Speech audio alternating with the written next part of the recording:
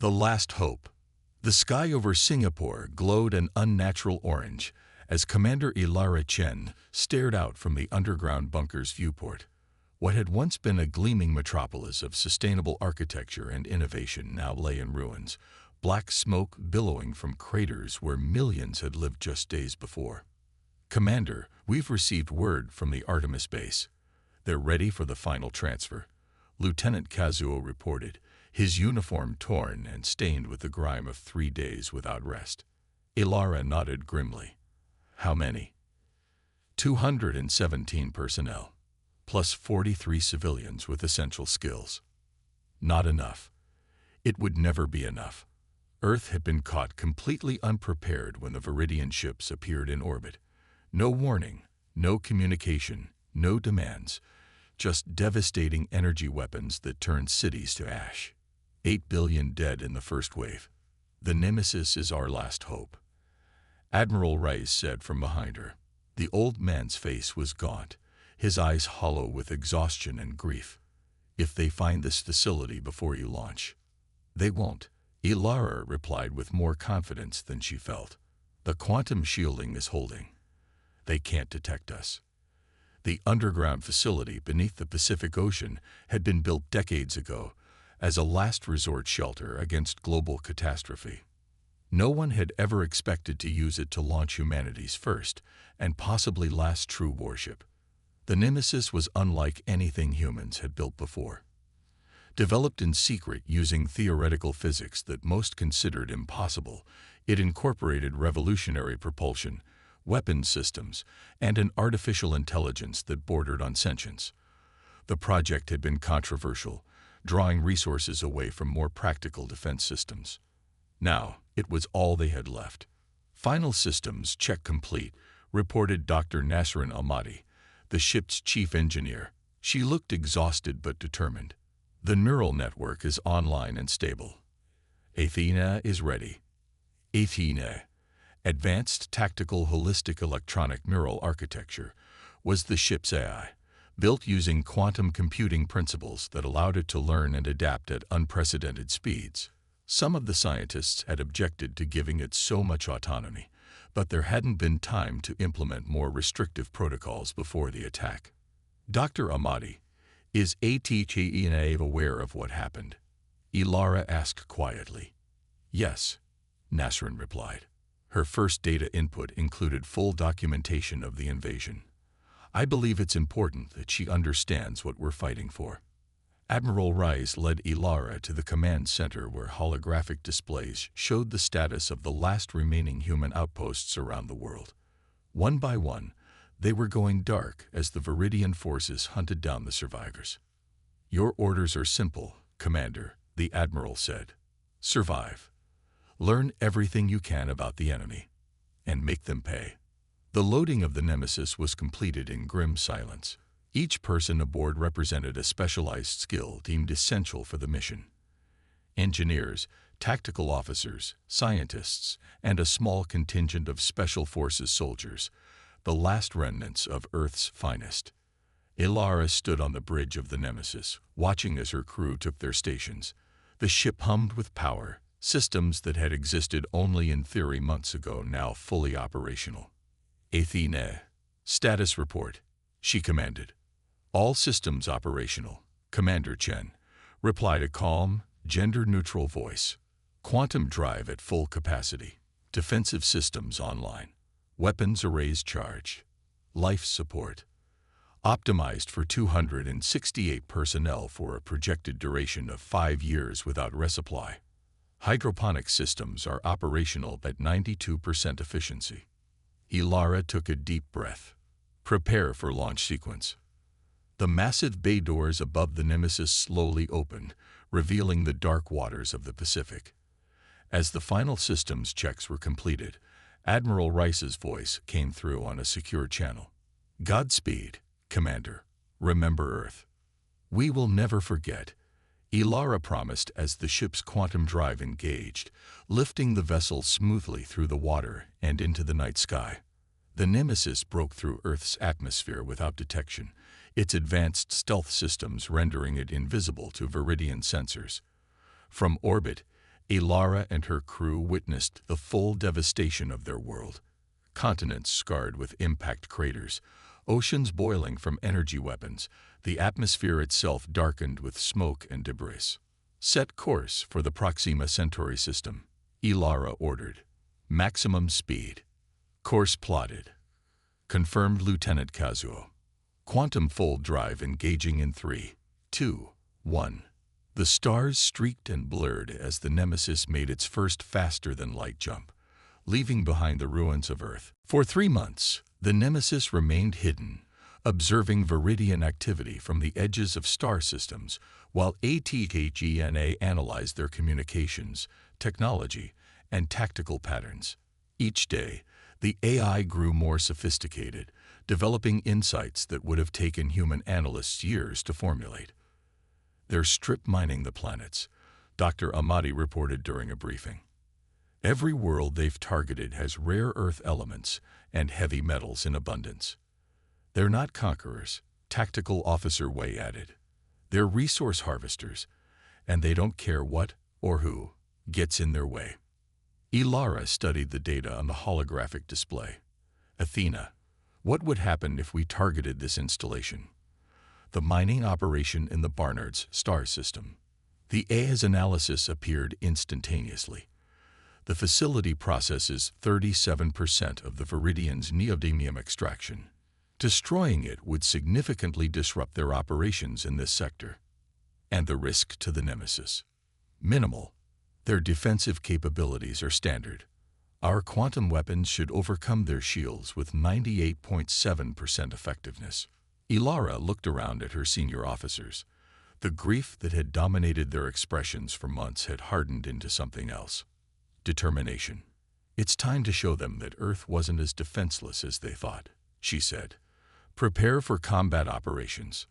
The attack on the Barnard's star mining facility was swift and devastating. The Nemesis emerged from quantum space directly above the installation, its weapons already charged. The Viridian defenses, designed to repel conventional attacks, proved useless against the quantum-based technology of the human vessel. Target locked, reported Tactical Officer Wei. Quantum disruptors at full charge. Fire, Elara commanded. The energy beams that erupted from the Nemesis didn't just destroy the facility. They unraveled it at a subatomic level, converting matter into energy in a process that human scientists had only theorized about before the Viridian attack forced accelerated weapons development. The installation and 3 Viridian vessels simply ceased to exist, leaving nothing but a dissipating energy signature where a massive mining complex had stood moments before. Broadcast on all frequencies, Elara ordered. I want them to hear this. When the channel opened, she stood from her command chair, her voice cold with controlled fury. This is Commander Elara Chen of Earth. You attacked our world without provocation or warning. You slaughtered billions. This is our answer. We are coming for you. The message was transmitted in the Viridian language, decoded and translated by HFY from intercepted communications. Multiple Viridian vessels changing course toward our position, Lieutenant Kazuo reported. Estimated arrival, 12 minutes. Set course for the Ta City system, Elara ordered. Execute quantum jump when ready. The Nemesis vanished from normal space moments before the Viridian response fleet arrived, leaving them firing at empty vacuum. Over the next weeks, the pattern repeated. The Nemesis would appear at Viridian outposts, destroy key infrastructure with its devastating weapons, broadcast its message of defiance, and disappear before an effective response could be mounted. After the 6th such attack, HFY detected something unusual in the communications they were intercepting. Commander, the AI reported, I'm detecting transmissions in non-Viridian languages originating from what appears to be a labor camp in the Epsilon Eridani system. Can you translate? Partially. They appear to be messages of support and hope. These communications reference the Nemesis specifically. Word of our attacks is spread through Viridian space. Elara studied the data. Are you saying there are other species enslaved by the Viridians? Affirmative. Analysis suggests at least 7 distinct non-Viridian species are being used as forced labor in their mining operations. A complex silence fell over the bridge. They had been focused entirely on vengeance for Earth, never considering that others might be watching their campaign with interest or hope. "Commander," Science Officer Lai said hesitantly, "this changes things, doesn't it?" Ilara looked at the faces of her bridge crew, seeing her own conflicted thoughts reflected back at her. They had launched on a mission of vengeance, the last survivors of a devastated world seeking to hurt those who had hurt them. But now, "Yes," she said finally, "it does change things. Athena, analyze all data we have on this labor camp. I want to know everything. Security patterns, population, defensibility." "What are you thinking, Commander?" Lieutenant Kazo asked. Ilara's expression was resolute. "I'm thinking that maybe we're not just Avengers anymore.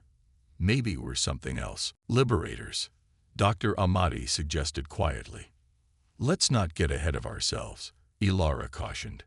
"But yes, perhaps we can be more than just the harbingers of humanity's revenge. Perhaps we can be the spark that ignites something larger." As the Nemesis changed course for the Epsilon Eridani system, the mood aboard shifted subtly. The mission was evolving from a quest for vengeance into something more complex and potentially more meaningful. The rising tide. The Nemesis hung silent in the darkness of deep space, running on minimal power to avoid detection. Viridian patrols had increased exponentially in the sector, forcing the Earth vessel to exercise extreme caution. 6 months had passed since their first strike against the alien mining facility, and much had changed. "Contact," reported Sensor Officer Dias. "Small vessel approaching. Non-Viridian design." "Defensive posture," Commander Ilara ordered. "Weapons hot but not targeted." The approaching ship was unlike anything they had encountered before, its design organic and flowing, utterly unlike the angular, brutalist architecture of Viridian vessels. It made no aggressive moves, instead broadcasting on an open frequency. "Earth vessel, we seek dialogue. We have watched your war against our common oppressor. Perhaps we can help each other." After rigorous security protocols, a delegation from the ship was permitted aboard. Their leader, a tall, willowy being with metallic blue skin and 4 articulated arms, introduced herself in carefully practiced English. "I am Sentinel Zara of the Lyrican Remnant," she said. "Like you, our civilization fell beneath Viridian weapons. Unlike you, we lacked the means to fight back so directly." Over the next hours, Ilara learned that the galaxy contained dozens of spacefaring species that had been subjugated or exploited by the Viridian collective over centuries. The Lyricans were among the few who would maintain some semblance of independence through stealth and subterfuge. "Your ship has become a symbol," Zara explained. "Some call it Destroyer, others Liberator, but all agree the collective fears you as they have feared nothing before." ATGNA interrupted, her holographic form materializing beside Ilara. "Commander, I've analyzed the data they've provided. The Viridians have begun construction of a specialized weapons system designed specifically to counter our quantum technology." Zara nodded solemnly. "They call it the Void Heart. Once operational, no vessel, not even yours, could withstand it." Back in the war room, Ilara's officers were divided. "We should strike now," urged Tactical Officer Wei. "Destroy this Void Heart before it's completed." Science Officer Lai shook his head. "The Lyrican data shows it's being built at the heart of Viridian space, more heavily defended than anything we've encountered." "Perhaps," suggested Lieutenant Kazuo, "it's time to reconsider our mission. We've struck significant blows. We've made them fear humanity." Ilara studied the holographic display showing Lyrican intelligence on subjugated worlds and resistance movements. "Our mission was to ensure humanity's survival," she said slowly. "But what does that mean now? Endless war, or building something that can last?" The choice before them was clear: continue their vengeful rampage across the galaxy, or join forces with the other species to fight for something larger than revenge. Athena. Ilara finally said, "What's your assessment?" The AI's holographic form shimmered as it processed the question. Statistically speaking, our current strategy has a diminishing effectiveness rate. The Viridians are adapting. However, coordinating with these resistance movements could exponentially increase our impact. Dr. Amati, who had been silent throughout the debate, spoke up. "We left Earth to make them pay.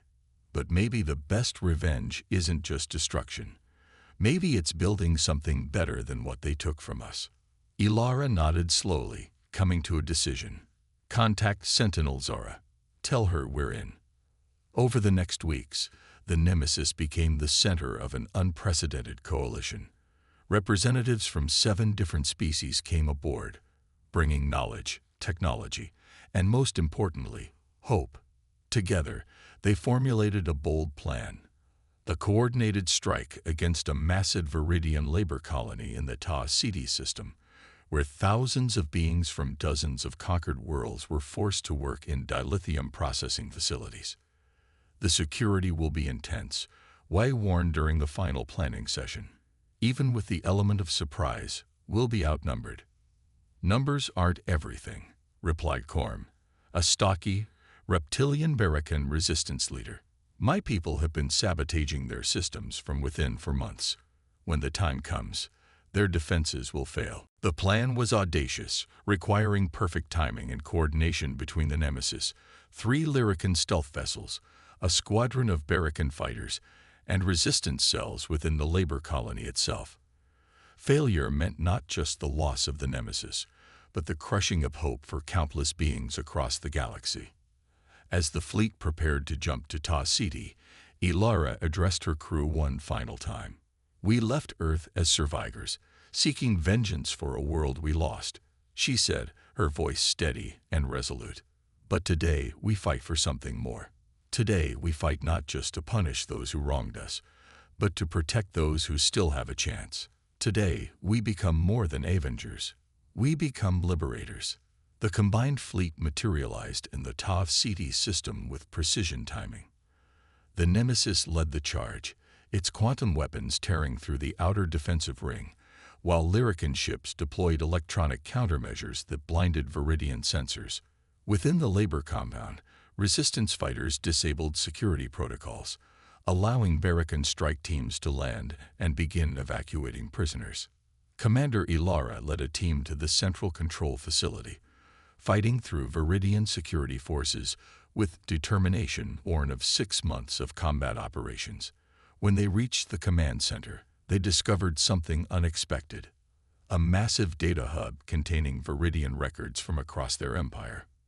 "Athena, download everything," Ilara ordered as her team secured the perimeter. "Commander," the AI responded moments later, "I found something critical. The Viridians aren't harvesting resources merely for expansion or wealth. They're building something massive in scale." Before Athena could elaborate, a Viridian battle cruiser appeared in orbit, having responded to the colony's distress call sooner than expected. "All teams, accelerate extraction," Ilara commanded. "We have hostile reinforcements incoming." The evacuation became chaotic as Viridian troops counterattacked, forcing the coalition forces to fight their way back to their ships. Ilara's team was among the last to leave, narrowly escaping as the Viridian battle cruiser began orbital bombardment of its own facilities in an attempt to eliminate the resistance forces. Back aboard the Nemesis, Ilara watched as the rescued prisoners were distributed among the coalition ships, over 3,000 beings from 17 different species, many of whom had been enslaved for decades. "Casualties?" she asked Lieutenant Kazuo. "Minimal on our side. 28 confirmed dead across all coalition forces. We lost 1 Barakan fighter and 2 Lyrican shuttles." It was a triumph, not just tactically but symbolically. For the first time, the Viridians had been forced to retreat from one of their own facilities. "Commander," Athena interrupted, "I've completed analysis of the Viridian data. I understand now why they've been so aggressive in their resource acquisition." The AI projected a holographic image of a massive structure, a ring-shaped megastructure that dwarfed anything Ilara had ever seen. "They're building a Dyson ring around their home star," HFY explained. "A partial Dyson sphere designed to harvest nearly 40% of their star's energy output.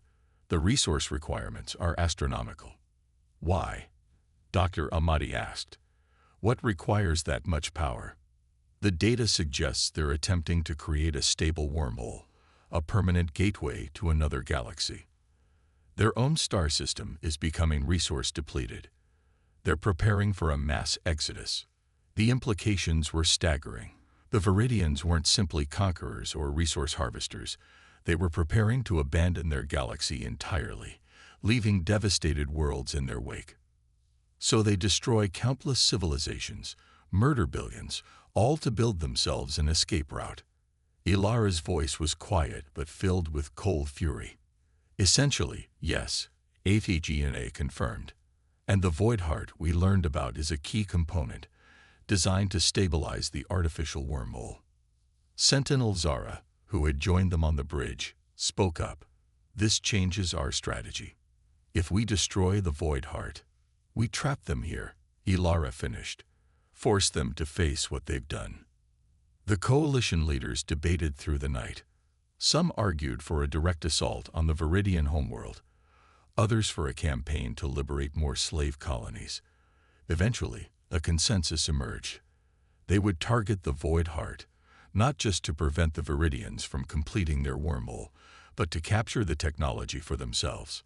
"It's not enough to stop them," Ilara argued. "We need to ensure they can never do this again, and we need to begin rebuilding what they've destroyed." The attack on the Void Heart facility was the most daring operation yet.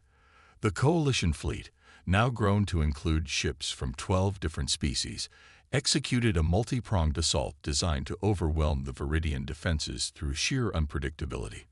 The Nemesis led the main assault force, its quantum weapons cutting through Viridian shields with devastating efficiency.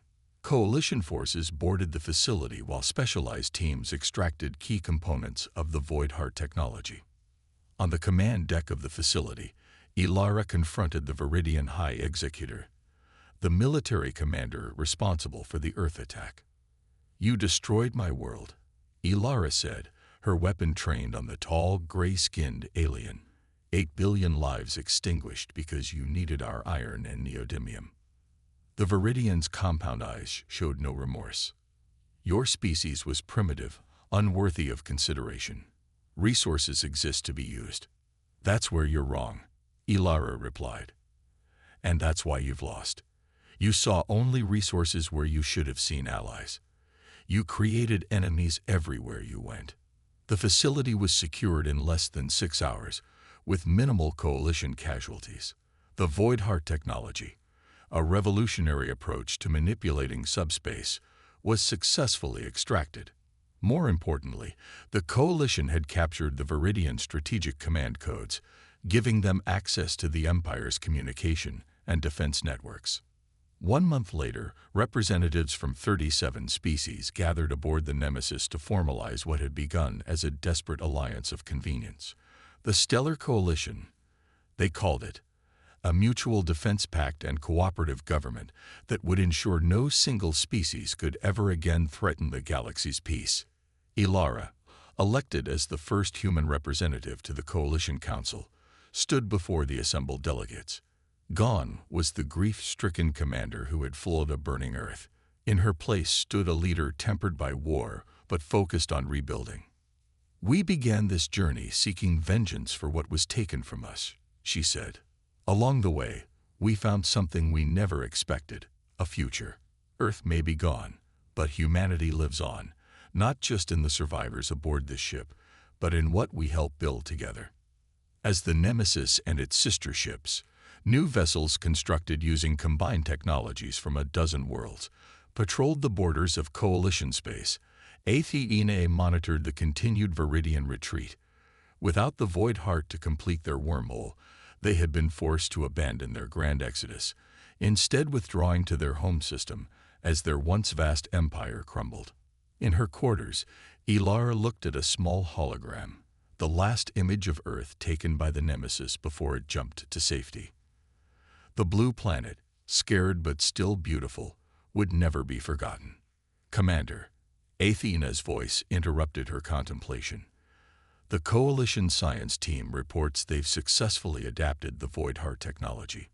They believe it can be reconfigured not for escape, but for restoration. Meaning, Commander, that terraforming devastated worlds may be possible on an accelerated timeline, including, potentially, Earth. For the first time in many months, Ilara felt something she had almost forgotten. Hope. Not just for survival, but for return. For rebirth. How soon can we begin testing? She asked. The first trials begin tomorrow, Athena replied. Would you like to observe? Ilara smiled faintly, looking once more at the hologram of her homeworld. Yes, she said. I would like that very much.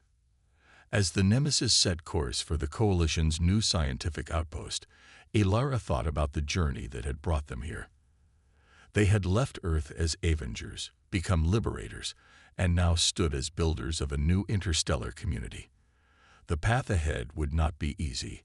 The Viridians remained a threat, and rebuilding shattered worlds would take decades. But for the first time since the fall of Earth, the future held more promise than pain. The warship that had torn through the galaxy, leaving destruction in its wake, had become something else, a herald of renewal, of cooperation, of hope. And that, Ilara reflected, was the greatest victory of all.